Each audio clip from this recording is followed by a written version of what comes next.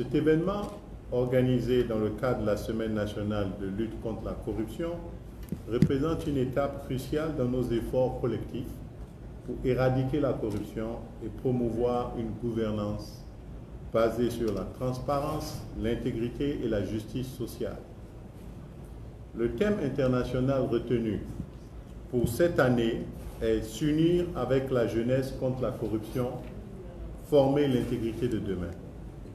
Ce thème évoque les effets néfastes de la corruption qui compromet le potentiel de la plus grande génération de jeunes de l'histoire en leur privant de l'accès à l'éducation, à l'emploi, aux services publics et aux opportunités d'aujourd'hui, y compris l'accélération des crises du climat, de la nature et de la pollution.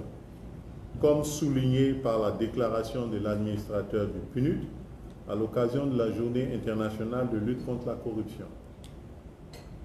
Les interventions du PNUD dans le monde, et au Mali en particulier, visent à donner des moyens d'action au gouvernement pour améliorer continuellement la transparence et la responsabilité afin de mettre en place des politiques et stratégies pour prévenir, identifier et combattre les actes de fraude et de corruption. C'est dans ce cadre que le PNUD, en étroite collaboration avec les partenaires techniques et financiers, accompagne les efforts du gouvernement malien à travers la mise en œuvre de la deuxième phase du projet Lutte contre la corruption et l'enrichissement illicite, en abrégé l'UCI 2. Cet accompagnement vise à soutenir les structures nationales de lutte contre la corruption, notamment l'Agence de recouvrement des gestions des avoirs saisis et confisqués ARGAS, ainsi que les organisations de la société civile et les communautés. L'atelier qui nous réunit aujourd'hui illustre parfaitement cette ambition, dans la mesure où il vise à outiller les acteurs de la chaîne pénale sur les mécanismes de recouvrement des avoirs criminels, une thématique qui revêt une importance capitale dans la lutte contre la corruption. En effet, le recouvrement des avoirs criminels va bien au-delà de la récupération des ressources financières détournées. Il incarne une justice réparatrice, rétablit les droits de l'État et des victimes et renforce la confiance des citoyens envers les institutions judiciaires. Monsieur le secrétaire général, permettez-moi de saluer les efforts du gouvernement à travers le ministère de la Justice et des Droits de l'Homme et celui de la refondation dans la lutte contre la corruption et l'enrichissement illicite, pour promouvoir une compréhension commune des mécanismes de recouvrement des avoirs criminels et renforcer la collaboration entre les différents maillons de la chaîne pénale. Notre engagement à vos côtés dans la lutte contre la corruption repose sur une conviction profonde, celle que des institutions fortes et transparentes constituent le socle d'une société inclusive et durable. Au Mali, notre partenariat avec les autorités nationales s'est traduit par des actions concrètes visant à renforcer les capacités institutionnelles et à moderniser les outils de travail pour promouvoir une gestion publique efficace et redevable. Dans les prochains jours, les capacités des structures clés du ministère de la Justice et des Droits de l'Homme, que sont l'ARGAS et le PNEF, seront renforcées à travers la mise à disposition d'équipements informatiques pour la digitalisation de leurs services et le renforcement des compétences techniques de leur personnel. Cet appui s'inscrit en parfaite cohérence avec la vision des autorités maliennes de bâtir une administration moderne et digitalisée capable de relever les défis actuels. Par ailleurs, la promotion de la sensibilisation et la formation des acteurs stratégiques en impliquant les juges, les procureurs, les enquêteurs, les greffiers et autres experts permettra une mise à niveau sur les pratiques de recouvrement des avoirs criminels. L'objectif est d'encourager l'intégration systématique de ces mécanismes dans les enquêtes et les procédures judiciaires, tout en tirant parti des outils de coopération internationale. Monsieur le secrétaire général, mesdames et messieurs, votre présence ici aujourd'hui témoigne de votre engagement envers une justice équitable et efficace. Vous êtes les gardiens de l'intégrité du système judiciaire et les garants de l'application des lois. En vous appropriant les mécanismes de recouvrement des avoirs criminels, et en favorisant une collaboration étroite avec les différentes parties, vous jouerez un rôle déterminant dans la restauration de la confiance publique et la consolidation de l'état de droit. Je ne saurais terminer mon propos sans remercier les royaumes des Pays-Bas et du Danemark pour leur appui technique et financier pour accompagner les efforts du gouvernement dans la lutte contre la corruption. En conclusion, je voudrais encourager les participants à tirer le meilleur parti des échanges et discussions qui auront lieu au cours de ces 4 journées afin qu'ensemble, nous puissions bâtir un Mali où la corruption n'aura plus sa place et où les ressources publiques seront gérées au profit exclusif du bien-être collectif. Je vous remercie de votre aimable attention.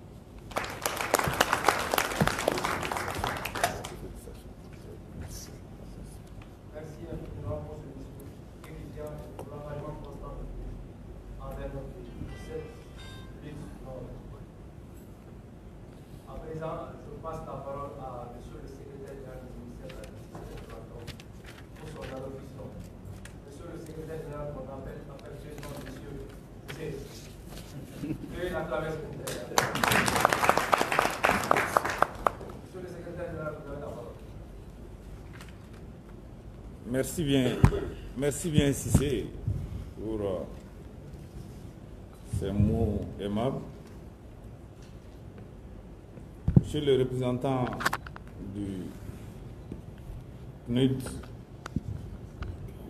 Mesdames et Messieurs les membres du cabinet et du secrétariat général du ministère de la Justice et des Droits de l'Homme, Monsieur le directeur général de l'Agence de recouvrement et de gestion des avoirs saisis ou confisqués à gaz, Mesdames et Messieurs les chefs des services centraux et assimilés du ministère de la Justice et des Droits de l'Homme, Mesdames et Messieurs les chefs de juridiction et de parquet, Mesdames et Messieurs les représentants des autorités administratives indépendantes, Mesdames et Messieurs, en vos rangs, titres, grades, tout protocole observé. Je me réjouis de présider ce jour au nom de Monsieur le ministre de la Justice et des Droits de l'Homme, garde des Sceaux, empêché pour raison de l'espace d'interpellation démocratique, la cérémonie d'ouverture de l'atelier de sensibilisation des acteurs de la chaîne pénale au mécanisme de recouvrement des avoirs criminels rentre dans le cadre également de la célébration de la Semaine nationale de lutte contre la corruption, édition 2024. Notre présence à cette importante cérémonie, en remplacement de M. le garde des Sceaux, est le témoignage éloquent de l'engagement des plus hautes autorités de notre pays à placer la lutte contre la corruption au centre des préoccupations essentielles. Je voudrais saisir cette occasion pour saluer la présence massive et qualitative des acteurs de la chaîne pénale et saluer la réussite, les efforts de réussite de la lutte contre la délinquance économique et financière.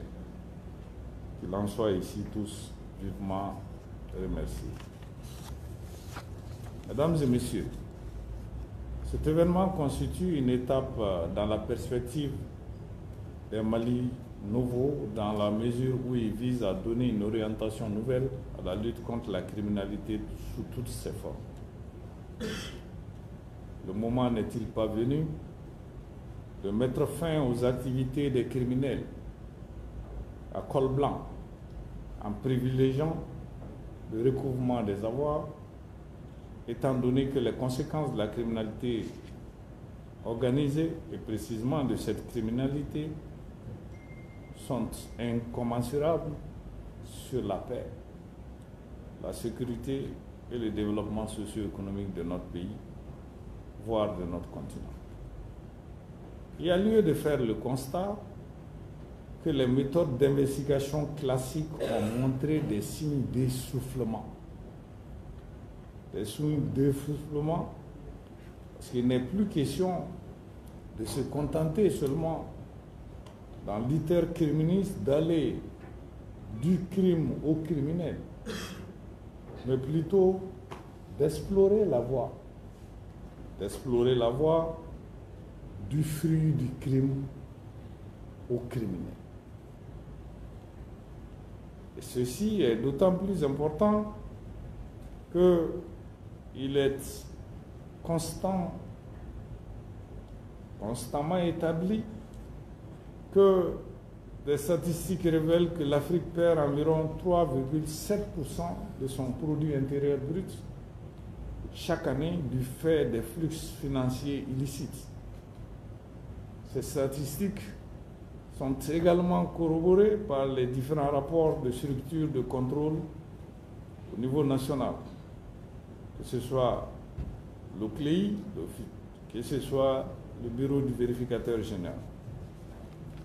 C'est pourquoi, à notre avis, il est urgent de mobiliser toutes les initiatives et tous les acteurs, notamment les acteurs de la chaîne pénale, en faveur de la lutte contre les circuits criminels organisés et financiers en privilégiant le recouvrement des avoirs, y compris à travers la coopération judiciaire internationale. D'où toute l'importance de l'ARGAS dans l'architecture institutionnelle de lutte contre la délinquance économique et financière dans notre pays. C'est pourquoi il est urgent de mobiliser toutes les initiatives et tous les acteurs, notamment les acteurs de la chaîne pénale en faveur de la lutte contre les circuits criminels organisés et financiers en privilégiant le recouvrement des avoirs criminels, y compris à travers, comme on l'a dit, la coopération internationale. Comme le rappelait hier le garde des Sceaux très justement, à l'ouverture, au lancement de la semaine de la corruption, il s'est agi de stratagèmes consistant à allier dans les textes la possibilité de voir quelle conciliation difficile entre le recouvrement des avoirs et la sanction punitive, qui n'est pas forcément une fin en soi, parce que l'État demeure dépourvu de ses ressources, dépouillé d'une manière insidieuse.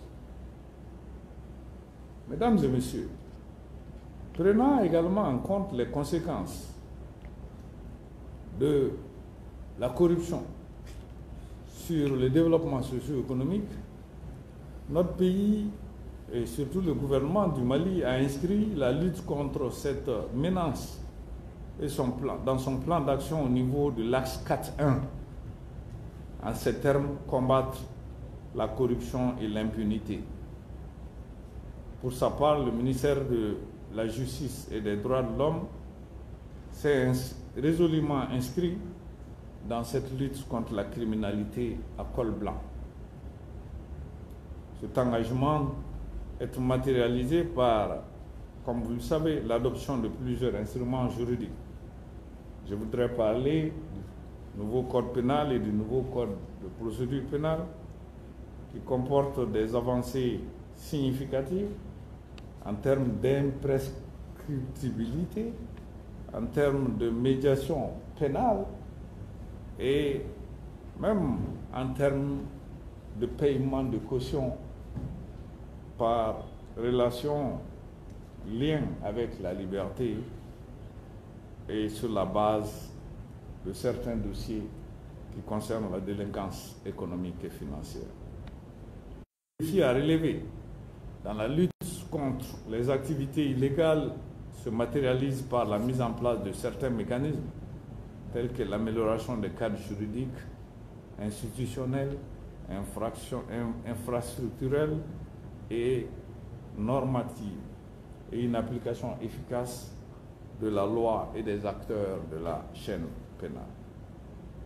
C'est pourquoi vous aurez compris que la coopération judiciaire internationale, qui fait également partie des thématiques qui seront débattues au cours de cette semaine, est essentielle également pour corroborer efficacement la lutte contre cette criminalité transfrontalière, transnationale organisée. Mesdames et messieurs, l'existence des réseaux également, tels que Anriwa, Wakab et les plateformes judiciaires Sahel, seront de nature à jouer un rôle notoire dans le cadre de la coordination de cette lutte. Permettez-moi de rappeler l'objectif général également de cet atelier, mesdames et messieurs, qui est non seulement de mobiliser les acteurs de la chaîne pénale en faveur du recouvrement des avoirs criminels, puisque, comme le rappellent certains, il y a lieu également d'organiser l'adaptation au changement. Puisque nous avons de nouveaux changements, il faut s'adapter. Et de façon spécifique, il serait question de concrétiser le recouvrement des avoirs, renforcer la collaboration entre les différents acteurs, systématiser le recouvrement également des avoirs et faire en sorte que les investigations et le traitement judiciaire des dossiers soient mieux appréhendés à l'aune des nouvelles méthodologies et méthodes déjà inscrites dans les textes. Et enfin, c'est là les objectifs nécessaires de ce séminaire, de cet atelier qui vous réunit. Il me plaît également de former les vœux les plus ardents au nom du ministère de la Justice et des Droits de l'Homme et du ministre pour que les échanges et les discussions de vos travaux de ces deux jours d'atelier apportent également une contribution positive à la lutte contre la corruption et la délinquance économique et financière qui constituent des mâles insidieux et qui sévit partout, dans tous les secteurs et dans toutes les couches sociales sans exception. Mesdames et messieurs, avant de terminer mon propos, je voudrais d'abord adresser mes très sincères et vives félicitations à Monsieur le Directeur général de l'Agence de recouvrement de gestion des avoirs saisis ou confisqués pour son dynamisme depuis qu'il est à la tête de cette importante organisation et en si peu de temps qui a su faire bouger les lignes et faire connaître déjà la grâce qui est née il n'y a pas très longtemps et toute son équipe pour également leur dynamisme et pour l'organisation réussie de cette session de formation. Je ne saurais également terminer sans remercier très très sincèrement le programme des Nations Unies pour le développement PNUD pour son appui multiforme et multidimensionnel aux efforts du ministère de la Justice et des Droits de l'Homme et les partenaires techniques et financiers pour leur accompagnement dans la lutte contre la corruption et la délinquance économique et financière et dans d'autres secteurs. Et c'est vraiment sur ces mots de gratitude renouvelée que je voudrais, au nom de M. le ministre de la Justice et des Droits de l'Homme, garde des Sceaux, M. Mamoudou Kassoubé empêché, déclarer ouvert les travaux de l'atelier et tout en vous remerciant pour votre présence effective.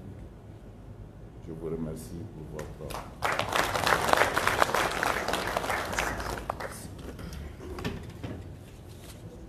Merci beaucoup, Seigneur, pour ce discours inspirant. Et merci également